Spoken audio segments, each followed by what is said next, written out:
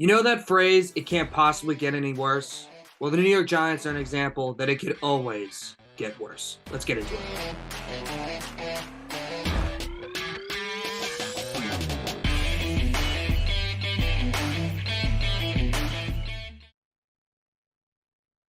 So the New York Giants lost to the Las Vegas Raiders 30-6. Yeah, that Las Vegas Raiders, that's a mess of an organization that just got rid of their coach, is in clear shambles. That team beat them 30-6.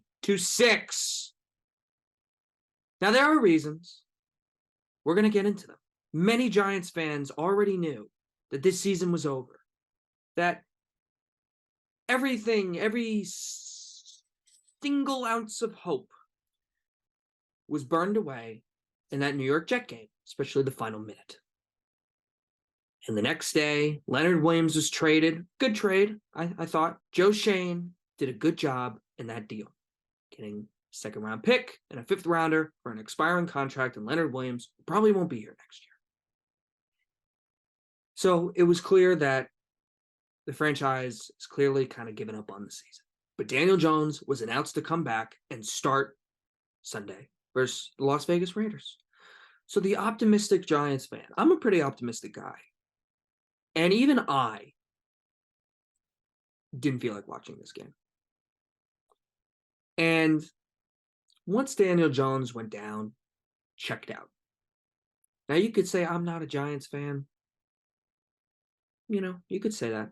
I had plans. I had better things to do than watch this crap of a team. This team is one of the biggest disasters in franchise history. Considering the expectations, considering what happened last year, everything just keeps getting worse. And whenever I look back on this season, I'm going to remember that opening drive versus the Cowboys and how good we looked, running it down their throats, thinking, wow, this year, this is my quarterback, Daniel Jones. We're coming this year. And as soon as that kick is blocked, the year from hell began. The New York Giants are 2-7. And we have just gotten the news that Daniel Jones, the $40 million man, the man that we committed to after his great season last year and his playoff victory, has torn his ACL. I wrote a blog piece before this season started. I said it was very important. I actually wrote about the Jets and the Giants. It was very important that both teams do not fall into their own expectations. Do not live off them, right? The Jets with Aaron Rodgers had a lot of hype, but the New York Giants as well, coming off a really good season, some nice veteran additions,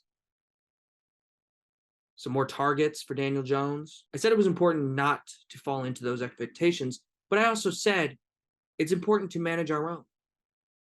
And even I was really excited, but it's important to understand that last season was an anomaly from a health standpoint.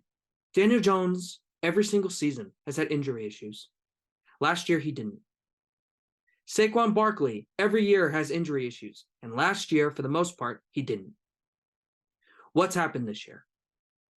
A juggernaut of a schedule to start. Daniel Jones gets injured with his neck. Saquon Barkley gets injured with his ankle. Tyrod Taylor, someone I didn't even mention, but Tyrod Taylor has had injuries. He's out for the season for ribs. Tommy DeVito is the starting quarterback for the New York Giants. Now, he's a Jersey kid. I love Jersey kids. I love him. I love that homegrown story. He got his first touchdown. That's great. You know, I'm a little upset that Brian Daboll decided that he wasn't going to throw the ball, considering he was the only backup option for Tyrod Taylor against the New York Jets.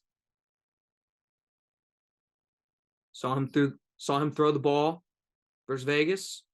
You know, at the end, made some nice plays, but let's face it, it was awful. This team is awful.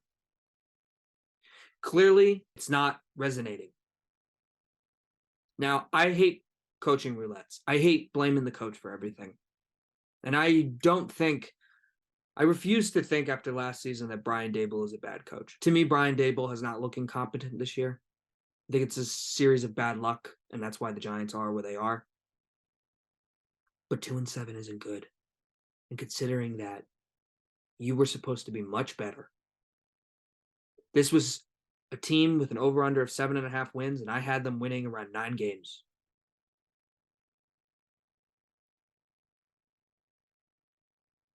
They're going to go way past 9 games in losses. The season ended last week, but it continues to get worse. This year, you can't even really find any hope for next season. A winning streak now would just make me upset because this team is not good enough to come back in and run it back next year. You can't sell me on that. Yesterday might have been Daniel Jones' last game as a New York Giant. At least the last game of real confidence in him that he can possibly be the franchise quarterback. I think the strategy for the New York Giants is fairly simple. Tank the rest of the year. I typically am not a huge fan of tanking, but I think in this case it needs to happen. Because as much as I think Daniel Jones is a slightly above average quarterback, he is not the franchise quarterback right now. He's not. Gets injured too much. Decision making, not good enough. The coach is seemingly sick of him at this point. We all know he has talent. I don't think he's a backup. But this team is not good enough with him at the starting quarterback. It's just not. And you will not find me making excuses for Daniel Jones this year. You will not find me. Injuries suck. I hate it. I hate that players get criticized for injuries. But it's just an analysis and an observation that if you're planning to have the most important position on your team be Daniel Jones, turnovers and decision-making, durability. There are huge question marks in both those. And the Giants are one of the worst teams in the league. I think Caleb Williams is certainly on the table. And honestly, that's what I'm hoping for. I could care less if the Giants win another game this year. I hope they don't. I hope they evaluate things in the summer. I think Joe Shane, this is the real offseason test for him. Because a lot of this has kind of been Gettleman's old scraps, right? Saquon and Daniel Jones are still here, right? Those are Gettleman's guys. So now Shane, who I thought did a good job last year, kind of reaching the ceiling of this team of how far those two guys can go. Now I think next offseason, we're going to see through the draft. We're going to see through free agency. We're going to see how he rebounds this team. And I think Brian Daboll should be a part of it. I do. I think Brian Daboll has to coach a new New York Giants team. One that is not quarterbacked by Daniel Jones. And we're going to see what he can do. Or at least not with Daniel Jones as the one reliable starter. I think the Giants have gone as far as they can go with Daniel Jones at quarterback at this point. You could rip the offensive line. You could rip that Tyrod Taylor seemed to be doing fine with an offensive line. For being honest. Changes need to happen to this roster because the message is not coming from the coach anymore. These guys aren't taking it. They're not taking it and turning it into wins. They forgot how to close games. You could blame that on coaching, I guess, but I hate blaming everything on coaching. How could you look at 2-7 this year and be like, it's all on Daboll? I think this team just isn't good enough. No matter how you cut it, this team is losing to teams that, frankly, like, they should be losing to. I know yesterday a lot of people had the Giants winning that game, and if Daniel Jones was healthy, I mean, you got to look at that and be like, okay, yeah. But then he wasn't. Are you picking the Giants and Tommy DeVito to beat the Las Vegas Raiders? No. Are you picking Tommy DeVito and the Giants to close it out against the New York Jets? Probably not. Are you picking the Giants and Tyrod Taylor to beat the Buffalo Bills and Josh Allen? They should have, but they didn't. Are you picking them to beat the Cardinals and the Commanders, teams that they've, a bad team and then a team they've always taken advantage of and took care of business against? You're picking them to win those games. They didn't beat Seattle last year. Why would they beat Seattle this year? They never beat Dallas. Why would they beat Dallas this year? Why would they beat the San Francisco 49ers? Why would they beat the Dolphins this year? Dolphins are a better team. It's just been awful. And there's not really much more I could say about this team other than it's time to move on from some of these guys. This was a year. This was a year that you had to progress and kind of build off of. Even if they went to the playoffs and lost, you could look at it and be like, okay, Daniel Jones has now made the playoffs twice in his career. He's clearly good enough to be a playoff quarterback consistently. Now we just need to draft a little better, maybe improve, get him like an elite weapon. But no, that's not what happened. They fell on their face. And a lot of people were expecting the Jets to kind of fall on their face because of all the drama in the offseason. Not drama, but like all the hype in the offseason.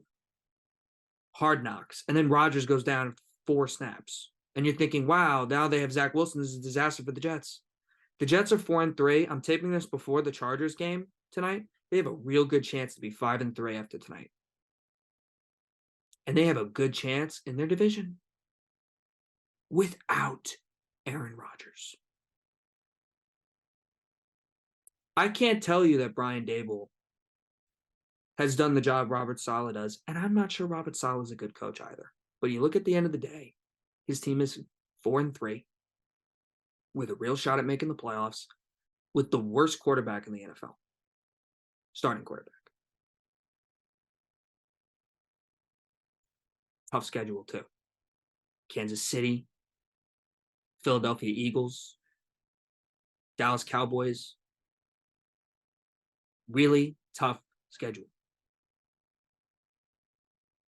They're finding ways to get things done. And that's considering a bad loss to New England. That, maybe could have been an anomaly, but just saying. It's been real rough. And I can't remember a season I was this disappointed. I was disappointed after the McAdoo year. But I think most Giants fans knew that I think that team was just really talented. Not sure if they were just well coached. I think people weren't sold on McAdoo when they were winning.